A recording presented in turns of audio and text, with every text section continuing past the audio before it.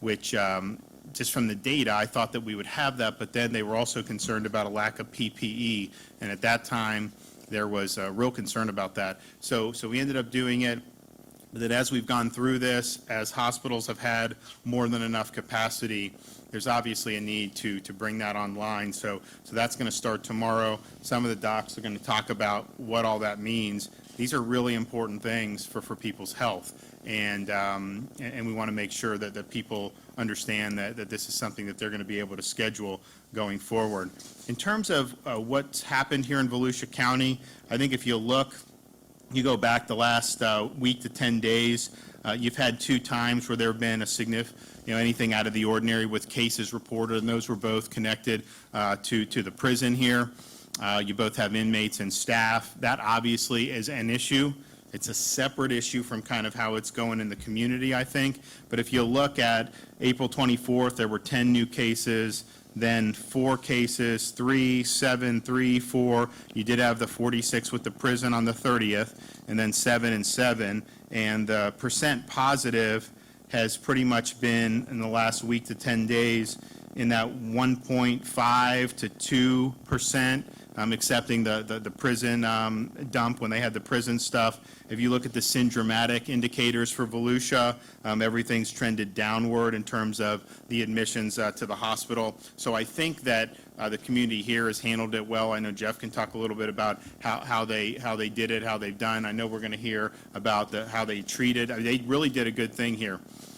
And I'll let them talk about kind of creating a separate containment unit.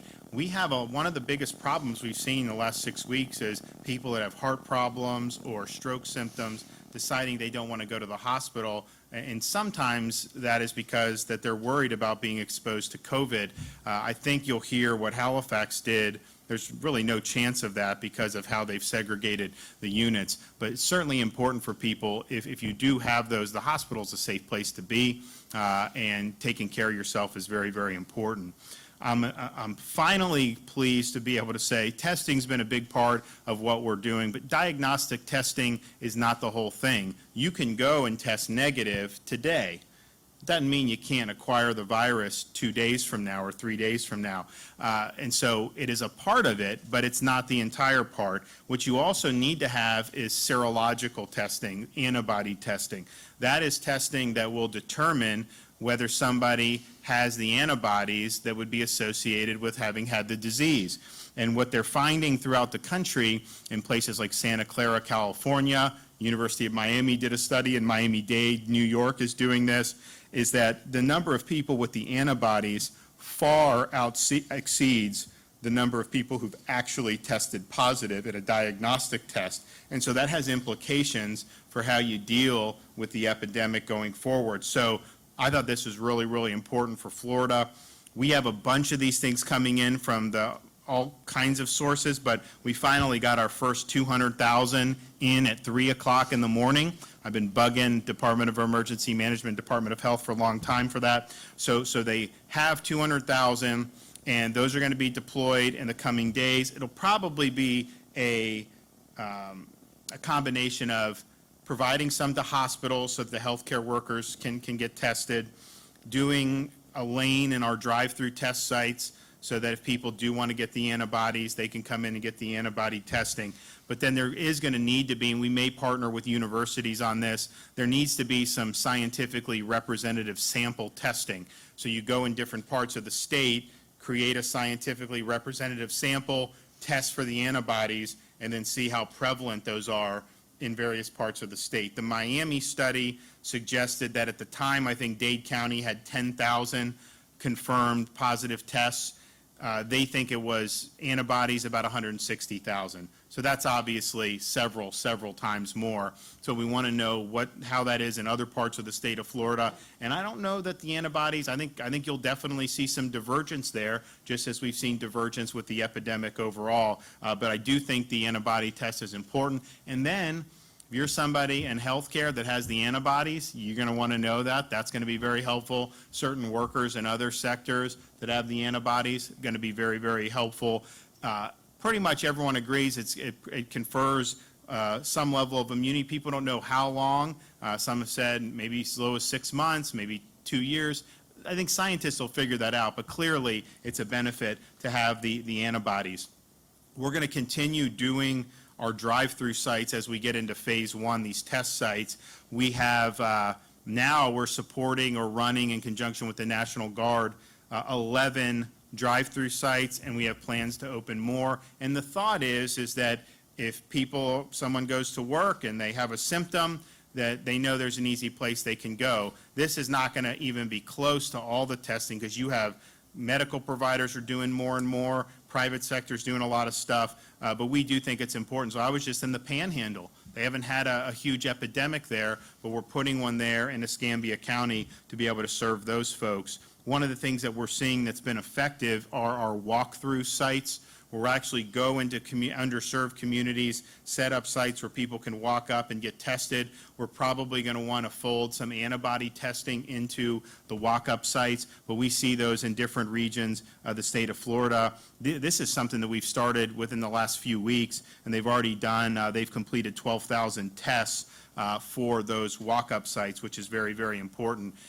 Jeff and I talked, and some of the docs talked about how important it is to safeguard nursing homes. And as part of this rollout of the quote elective surgeries, the hospitals, when they're doing it, they're certifying effectively that they do have space in the hospital, that if you did have increase in COVID patients, they could handle it, that they have adequate PPE, they're not going to run to the state for more PPE. But then we're also asking that everyone play a constructive role in helping our nursing home residents. And what they did at Halifax is exactly the best practice that Secretary Mayhew has been talking about from the beginning. From the very beginning, she was worried about hospitals sending in COVID patients back into a nursing home and then infecting all the other places there. What Jeff is doing is that if somebody comes in with COVID in a nursing home, they need 2 positive tests before they're sent back, so that we have confidence that they're not going to infect other people. If they come in for a non-COVID reason, they're still given a test before they get sent back to the nursing home. I'll let them talk a little bit more, but that is basically what we want to see for all the healthcare providers. I think you are seeing that by and large. I know Cleveland Clinic is doing something similar, but that is a way to help fight the epidemic, and that's a huge, huge thing.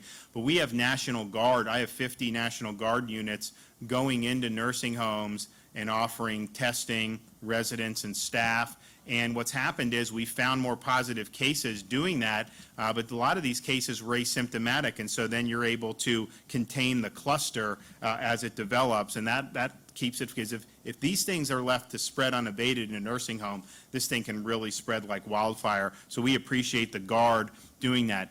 We're going to roll out this week a mobile lab inside of an RV. The lab is going to be able to do the 45-minute test.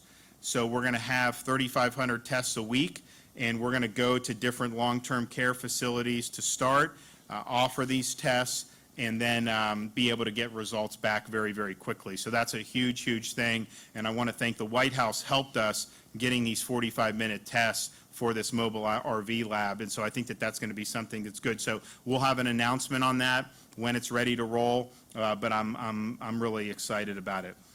The state-supported testing, hospital testing is great, but there's more private sector actors that are getting involved in this.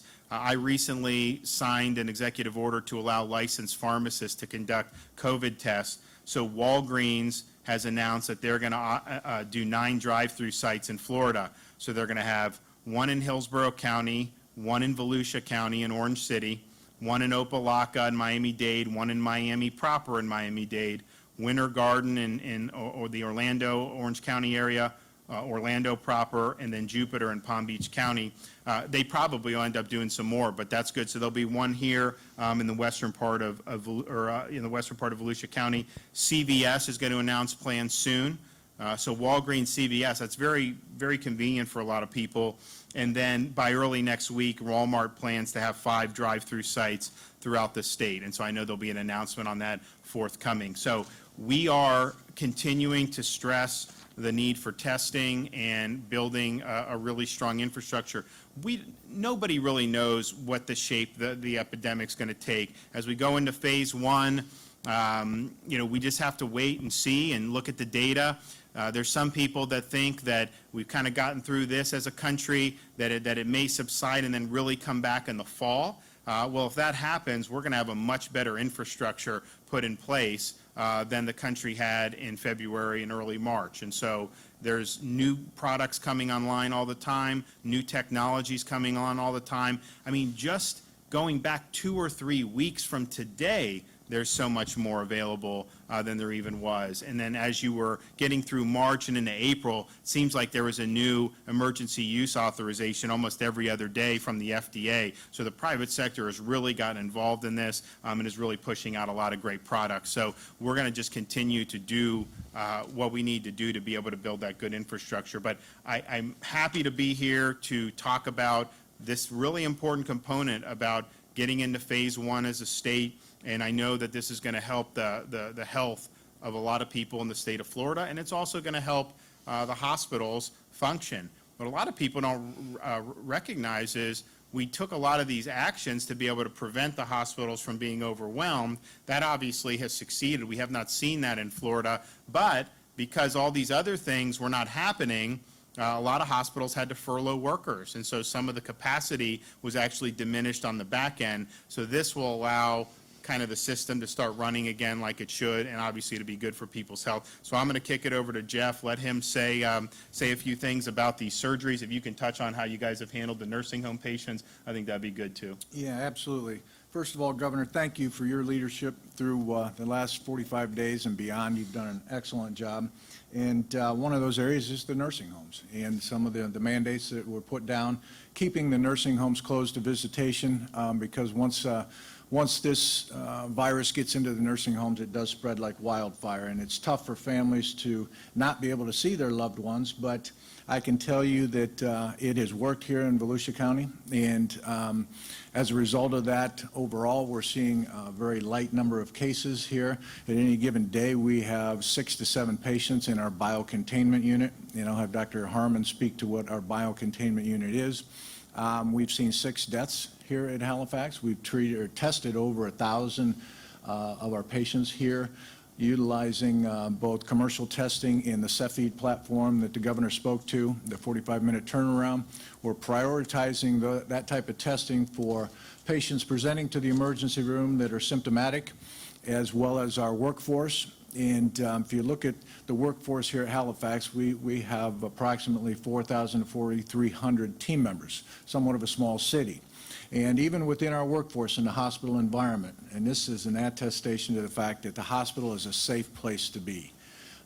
We've seen very, very little numbers of our patients or our employees that have tested positive for this virus. So that is an attestation to our environmental services and our infection control teams that are doing the sanitation, that the hospital is a safe place to come and be. So don't stay away if you are ill. Our emergency room volumes are approximately 50% of what they typically would run. That says that people aren't utilizing the emergency room as they at least traditionally done. So we encourage you, if you have symptoms, whether it's COVID symptoms, stroke symptoms, heart attack syndromes, that you get to the hospital. The surgery portion, we are ready to open up tomorrow. We do have a backlog of elective surgeries that have taken place. We have continued to do emergent surgeries such as heart bypass, neurosurgery, trauma surgery, obviously, that needs to take place. But there's also emergency appendectomies. So Dr. Fieser here is a part of our surgical task force that is analyzing the surgeries that need to take place, as well as developing procedures as we go forward, how to safely reopen. On a typical day, we would have approximately 80 procedures taking place across our system. Tomorrow, we're scheduled to open up with 25 elective procedures to kind of ease back into it, and that ramps up to approximately 40 on Tuesday. And we'll also have probably another 20 to 30 emergency surgeries. So we're happy to open up the doors to our elective procedures and hopefully get things back to a semi-normal state and see how things go. Dr. Fieser, did you want to speak to the procedures that we put in place to make certain we're opening up safely? Sure, yeah. First, I'd like to echo Jeff's sentiments. Governor, thank you for your leadership, your clarity with your messages, and your transparency with all the data that you have for giving to us as a medical community and the public in large. It's nice to get back to elective surgery tomorrow. I think that working with the hospital, we have a great approach, making sure that everyone's going to be treated safely. Everyone's being screened at certain checkpoints several days before surgery. Then when they come in the building, we have visitation guidelines to make sure that the hospital stays as safe as it is now, that the patients are cared for safely. But our message is to get all the patients, if you need surgery, now is as safe as ever. We can do it safely, and we're going to open up tomorrow morning, reduced volumes, but ramping up appropriately over the next couple of days to weeks. Can you just speak about like the gamut of procedures that would be considered quote unquote elective, and then, because I think sometimes people hear elective and think unnecessary. Yes, sir. Absolutely. So, for instance, tomorrow I've got some of the operative schedules, things like aneurysm surgery, limb salvage surgery, heart bypass, even some cancer procedures that maybe the providers over the past couple of weeks have decided that in the interest of public health and the patient safety and the staff safety to delay a couple of weeks. It's now time to do those procedures. And so not the trauma emergencies, which we've always done throughout this whole ordeal, but the things that are urgent, so heart bypass, leg bypass, aneurysm surgery, maybe a symptomatic gallbladder, symptomatic hernias, and things like that now are safe to do. Great.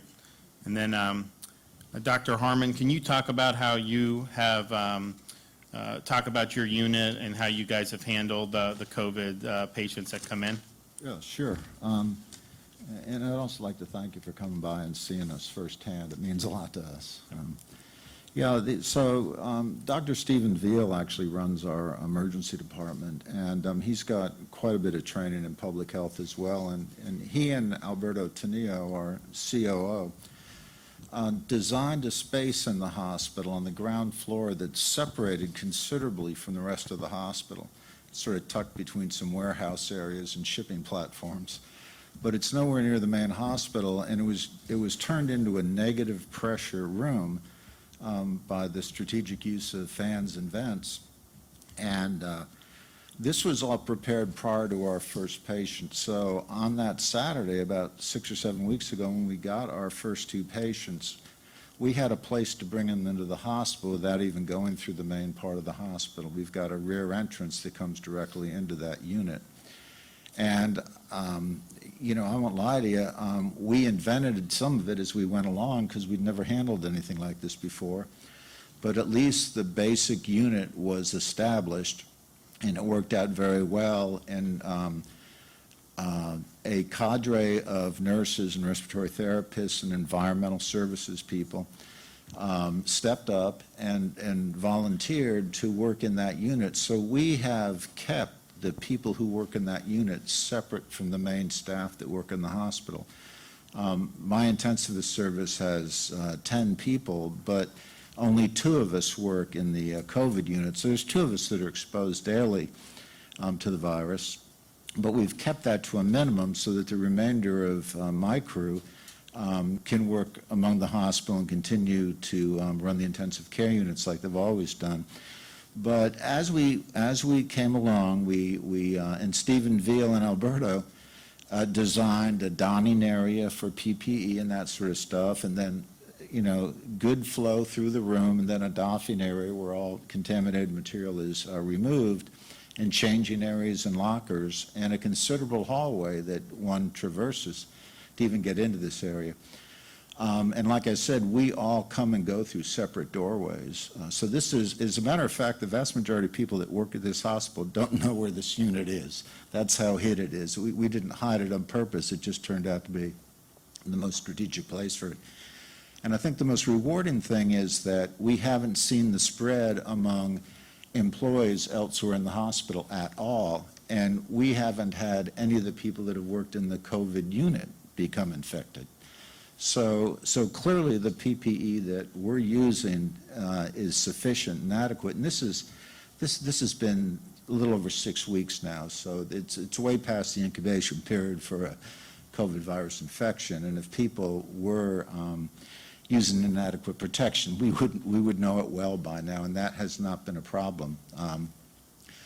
I assume I'm a carrier, so I take extra precautions and so forth just because I'm exposed daily, as do the other people that work in that unit. But we were blessed in that we got 2 patients initially, and then they trickled in, and the census in the unit usually runs in single digits.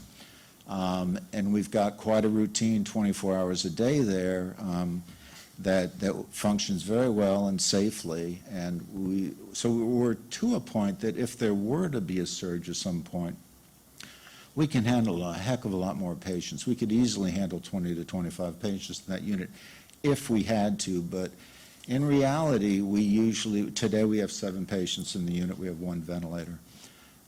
Another comment I'd like to make is that aside from the fact that this is really separated from the main hospital, is that now I'm not an epidemiologist and I can only speak from my experience here, but I've yet to have an otherwise healthy middle-aged person come in and end up on a ventilator.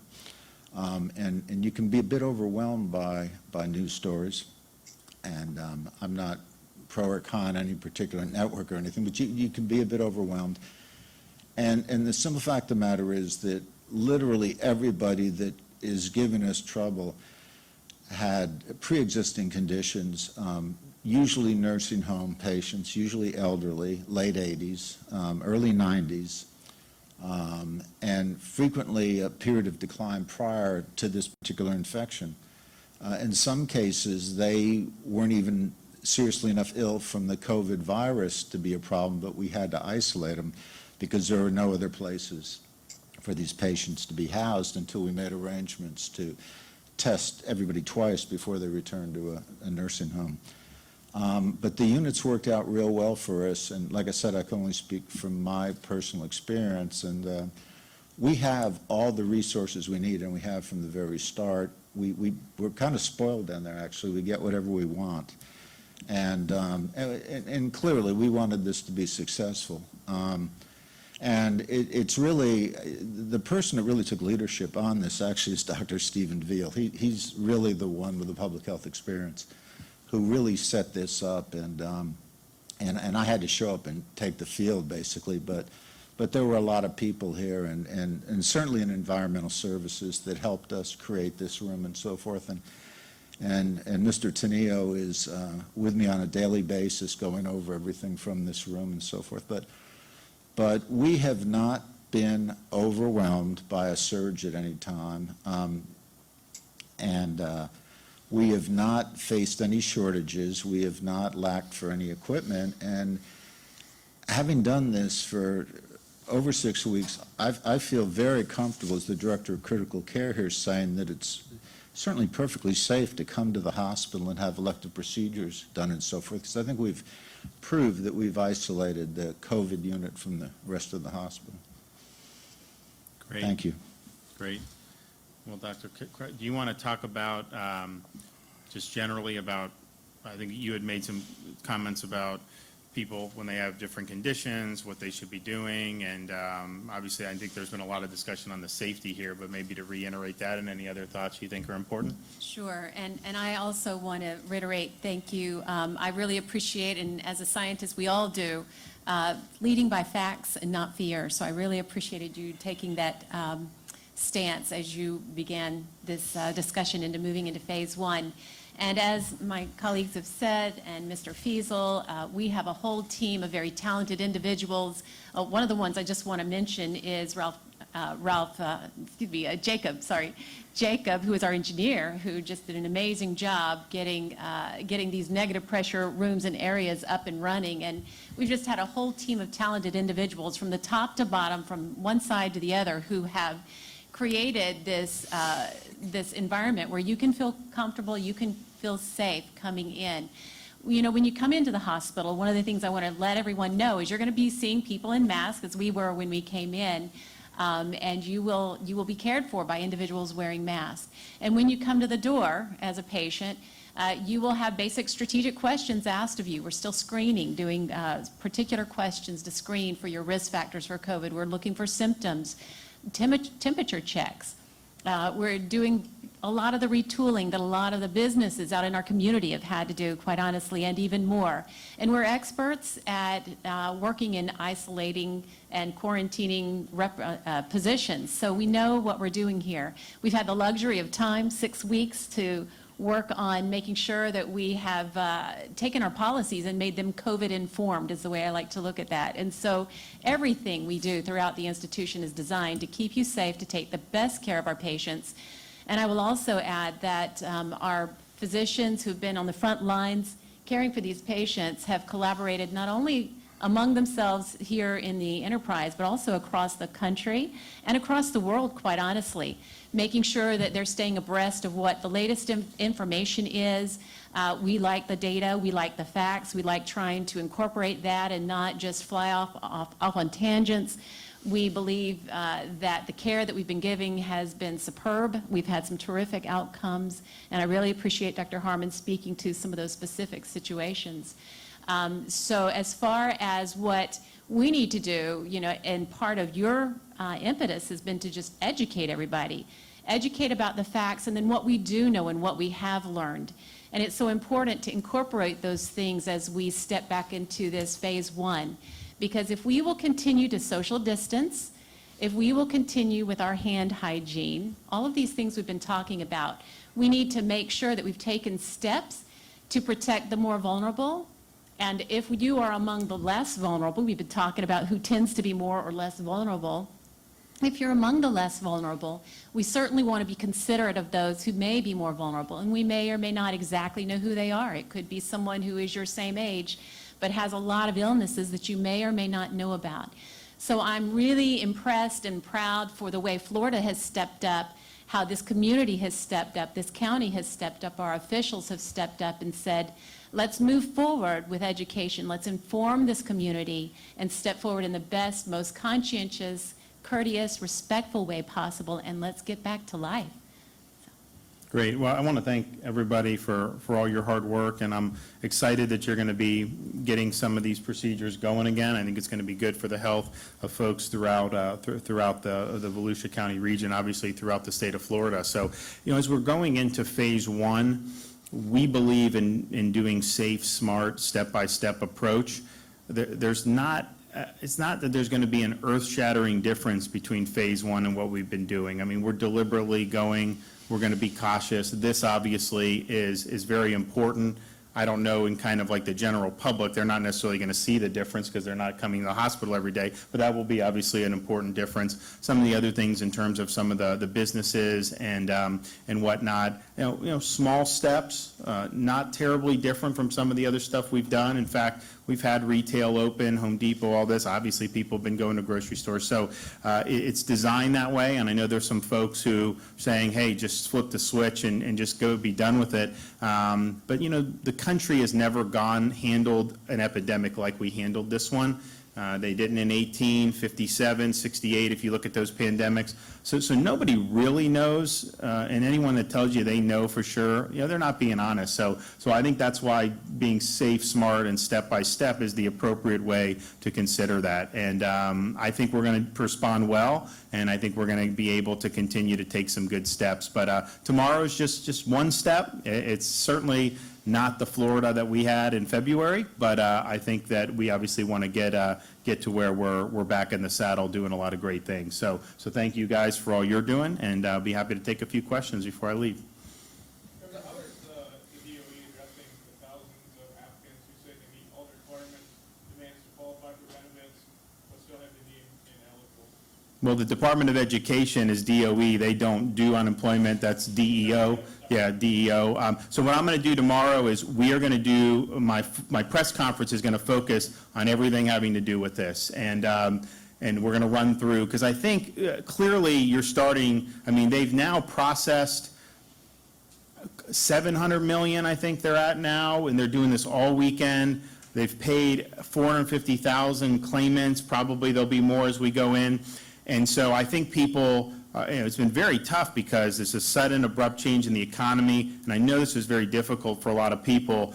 The system just totally broke. It's not a good system. We're going to deal with that, but we had to make all these changes and really just 24/7. So that money's going out. I think the questions we get now more than anything is, hey, I applied, but I was deemed ineligible, or my application. So they're going to address that and show kind of some of the different things that may be troubleshooting. If you don't qualify for unemployment benefits, and just if someone wasn't working at all or seeking employment, then they're not going to qualify for unemployment. There are other forms of relief under the Federal CARES Act. So we're going to outline all of that tomorrow, provide the most up-to-date statistics on how much money's been paid out, and hope to answer a lot of those questions. So I'm going to have the Secretary of DMS, who I put in because we needed to get these changes done quicker, to run the unemployment. He's going to be there, and I think people should tune in. I think that will be very helpful, and I would say the agency has been very proactive. If somebody is quoted in the newspaper saying, hey, I haven't got my stuff, they actually will go and they will try to identify, okay, who's the person, look them up in the system and see what the deal is. And if they see somebody talking on even social media, sometimes they'll find people and they will go and do this. I can tell you most of the cases that they're finding are no social security number, out-of-state weight. There's just a bunch of different things. So I think it's going to be helpful to just kind of do a big run-through, let everyone know where we're at. I think the progress, given how bad the system was, people have worked really hard. We still got more work to do, but I think it'll be helpful. So that'll be tomorrow, and I think people, if they're interested, should definitely tune in. Governor, on the subject of antibody testing, what company did you all source from, and has your administration been concerned at all about reports that some of the tests are only 90% or so accurate? So we sourced from the FDA-approved test. I don't know the company's name, but I think they sent the test to New York first, and then they sent it to us. The Surgeon General of Florida was adamant that you only do FDA-approved because what you'll find is the COVID-19, the virus that causes COVID-19 is a coronavirus. It's not the only coronavirus. If the test doesn't have the specificity, then I could get test positive for antibodies for the common cold, for example. Well, that obviously isn't helping us identify this. So yeah, this is an FDA-approved test.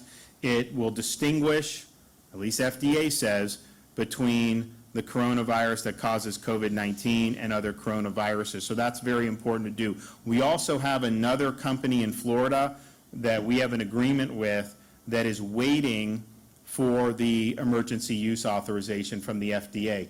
Obviously, we're going to want to see that before we put that into practice. But it's a very important thing. If you don't have an antibody test that can distinguish the validity of what we can extrapolate from that, it's just not there. Governor, does it concern you that these companies, given the fast track with FDA, they simply submit a form, sign it, and the company just attests that it works and it's accurate and they test it? Well, I think there's more to that. I mean, they're really going through a lot. If you look at what they did with Remdesivir, that had been going on, and I'm not saying Remdesivir is going to be effective. If you look at what they did with some of these Abbott lab tests, this is something that they do look at, but what they do is they're anything with coronavirus, they are fast tracking. So if some reputable company has a new test, that is going to be reviewed immediately by the FDA, whereas normally that would take forever and a day, even just get your foot in the door. So I really appreciate, Dr. Hahn, who's the commissioner, has been really, really great to deal with. Anytime we have an issue, like I can call him directly, and he's very responsive, and he's working really, really hard. So I think they're doing it the best way that they can. You obviously have to review this stuff. You can't just willy-nilly say, throw products out. At the same time, lives are at stake, and so if you let the bureaucracy grind this process to a halt, then you're going to be missing opportunities to potentially help people. So I don't think it's any perfect solution, but I think they've probably struck the balance as good as you can. Are you planning to do any blood draws to then test that, to then get those other? So we actually, the Department of Health is working with OneBlood. As people give blood normally, we think that you'd be able to screen for the antibodies. So you may end up with a situation where X number of people have given from one part of the state, and we can see what percentage actually has the antibodies. That will be interesting from just a general societal perspective. It wouldn't be a scientifically valid representative sample, but I think it would be an indication. So yeah, we're going to do that as well. And I would also remind people out there, if you have had COVID and you've recovered, and you give the blood, they can then use those antibodies for this plasma treatment, which a lot of physicians have had very good results with. So you have an opportunity to kind of help other people who may develop this disease in the future if you're willing to donate the blood. And then once we do the antibody testing, then there's going to, because a lot of the people, if you look at all those antibody results, the inescapable conclusion is a lot of people have had this and don't even know they've had it, because they just either never developed symptoms at all, or the symptoms were so mild it was not anything you would even think of. When you're in Santa Clara and Stanford is saying 50 to 80 times more people have the antibodies that have tested positive in Santa Clara, that obviously is really significant. New York, you're talking about, I mean, they have more cases than anyone, documented cases, but I think there are like 300-some thousand. But they have several million, according to those antibodies, just in the city, I think, alone. So that's really, really significant to know. Two more questions, please. Governor, you spoke a little bit about the different things that the state is doing to try and protect people in nursing homes, but is there anything else that you think that the state could do or that they're working on? Because we're continuing to see people in nursing homes die. I think last I checked, it was over 400 deaths related to nursing homes. Right, but you have to also put that in perspective. We have 2 million more people than New York, for example, an older population. They've had thousands and thousands of nursing home deaths. So what we've done has been able to reduce what I think would be expected in terms of the fatalities significantly. Our death rate in long-term care facilities is way less than New York, New Jersey, all those other places, and many other places across the country. The problem, there's a couple problems. One is the screening that we put in immediately, not every facility followed it. So there were sick workers who were allowed to go in and do the work. Well, this is a contagious illness, and so you ended up having outbreaks. Then we started to see asymptomatic staff members. They passed the screening. They didn't have a fever. They necessarily didn't have contact, at least known contact, with people who had it. But then you'd go in, a place like Suwannee County had one where you had dozens of staff, and a lot of them didn't even know they were sick, and then that spreads to the residents. So one of the reasons we're doing so much of resources on National Guard for the nursing homes is we want to be able to identify people who are asymptomatic, identify who they've been working with, and then segregate that cluster so it doesn't just continue to spread to the nursing homes. We've done a bunch of testing. I think it's been effective. But then with this RV, to be able to go in a mobile way, run the test, get the results, and then immediately isolate any staff that may be infected, that's a huge, huge force multiplier. So that's going to be coming online in a few days. We're going to do a big announcement for that. If you look at the epidemic in Florida, we're certainly outside of Southeast Florida, and you look at the numbers where Volusia is, where Brevard, a lot of these places, Orlando, Orange County's done a great job. The overwhelming threat is really in these long-term care facilities. It's not permeating right now, knock on wood, hopefully that continues, to where you have this virulent infections like you would have in New Jersey or some of these other places. So if the nursing homes, if we can continue to do things there, that is going to be the tip of the spear. And then, I would say even in southern Florida, it clearly has spread more in a place like Miami, but you still have a significant fraction of those fatalities are from those facilities. So very, very important. But one thing that I would give our Healthcare Administration Secretary Mary Mayhew credit, I mean, she has been a hawk on this since the very beginning. I mean, before anyone was even talking about this, we understood this is where the vulnerability is, and she's worked with the hospital, she's worked with the facilities, and really, really done well. We're going to continue. And also Jared Moskowitz, who's the Director of Emergency Management. I told Jared, I said, look, obviously we've got to, if we have PPE, if a hospital worker needs it, we need to get a mask, we need to do all that. I was like, but we've also got to get stuff to these folks working in the nursing homes. Because if you have protection of the staff and you prevent an outbreak, that's going to take stress off the hospitals. Because you have an outbreak in a nursing home, you're going to see people end up coming here, and obviously that's going to add to that's going to reduce their capacity. Not that you want an outbreak anywhere, but you're seeing places where you're having outbreaks and 90% of the people are asymptomatic. In some of the younger cohorts, some of the prison populations that you've seen, very few have had symptoms, and so the nursing home is really that. So we have sent out, just from the state of Florida to long-term care facilities, 7 million masks, 1 million gloves and 500,000 face shields just to those long-term care facilities. And I think that's, we're requiring them to wear this stuff.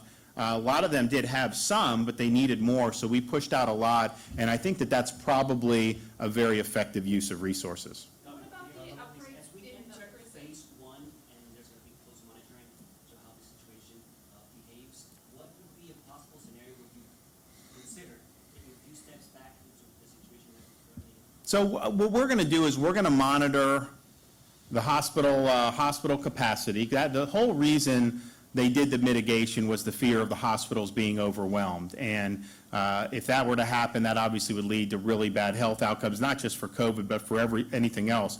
So we are going to look to see, do you have a trend where hospitals are starting to get overburdened?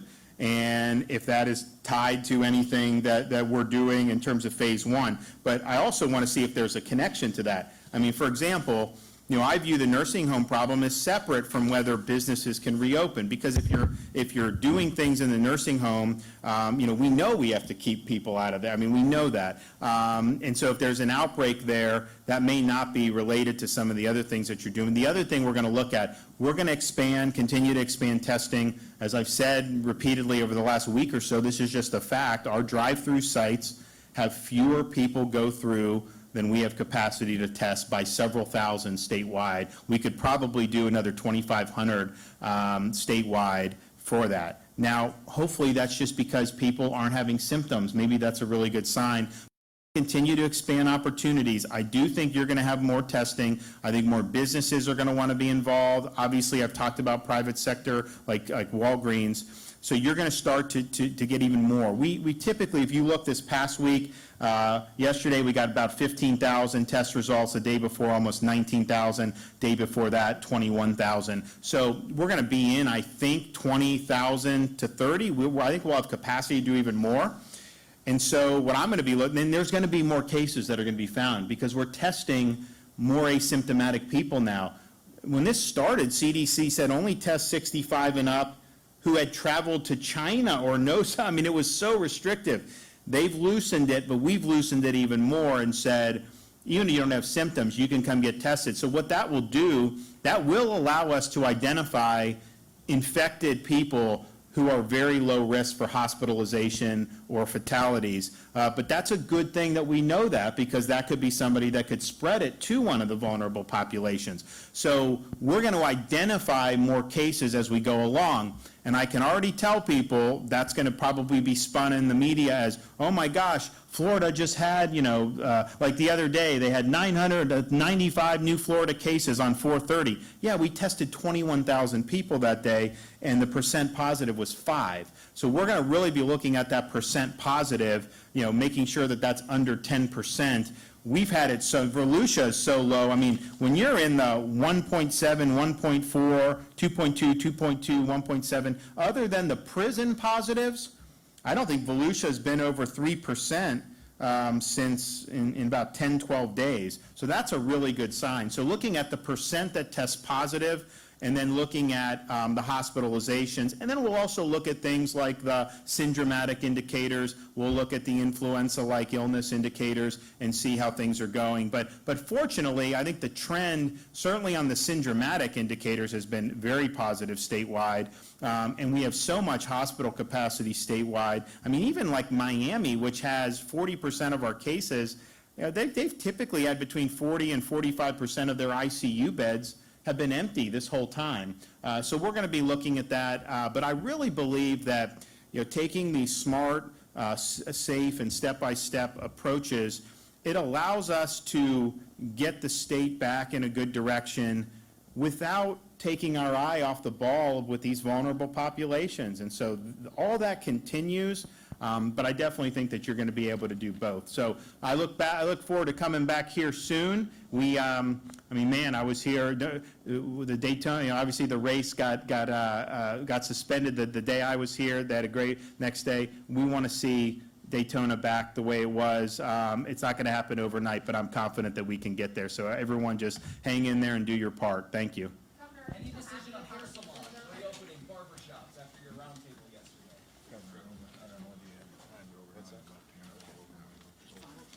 Yeah, let's do it.